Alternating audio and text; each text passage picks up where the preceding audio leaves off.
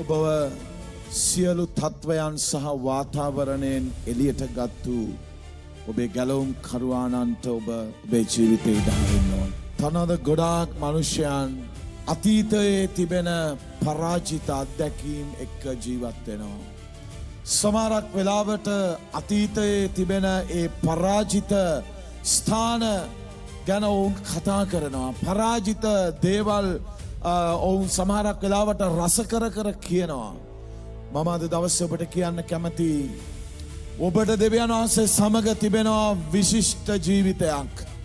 ඔබට තිබෙනවා දෙවියන් වහන්සේ සමග බලවත් වූ ජීවිතයක්. දනවද ඔබගේ අනාගතය ක්‍රිස්තුස් වහන්සේ තුලින් ඔබ දකින්නට අවශ්‍යයි. එනිසා ඔබගේ අතීතයේ තිබෙන මේ වැරදුණු තැන් එම නැත්නම් පරාජිත තැන් ඔබ අතහරින්න ඕනේ ඔබේ ජීවිතේ. ඔබගේ අතීතයත් එක්ක ඔබගේ අනාගතයට යන්න බෑ.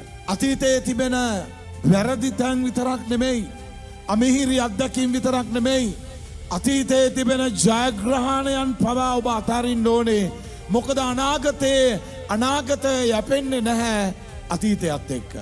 දනවද දෙවියන් වහන්සේ විසින් අපිව ගෙන යන නිසා, ශුද්ධාත්මයන් වහන්සේ විසින් අපිව ගෙන යන නිසා උන්වහන්සේට අතීතය අදාළ වෙන්නේ නැහැ. උන්වහන්සේ අපේ අනාගතයයි. සමහර වෙලාවට අපිට සමාව දෙන්න බැරි තැන් අපිට ඇති මේ අතීතයේ සමහර දේවල්. දනවද මේ අතීතයේ පරාජිත දේවල් ඔබගේ ජීවිතේ මකා දමන්න ඕනේ. ඔබට අවශ්‍යම නම් අතීතයේ දිහා බලන්න එක හේතුවයි ඔබට තිබෙන්නේ. ස්වාමිනී, මම දුක් විඳා වූ පළමු දවස් වලින් ඔබ වහන්සේ මාව ගලවගත් ඔබ වහන්සේට ස්තුතියි. ඔබගේ අතීතයේ දිහා ඔබ බලන්නට ඕනේ ඒ හේතුවට විතරයි. අතීතයේ ඔබ ලැබුවා ඔබ විඳා වූ ඒ පීඩාකාරී ජීවිතෙන් අද දවසේ බලවත් ජීවිතයකට දෙවියන් වහන්සේ ඔබව කැඳවලා තිබෙනවා. ගොඩක් අයගේ අනාගතයේ අඳුරු අතීතය වුන් රැගෙන යන නිසායි.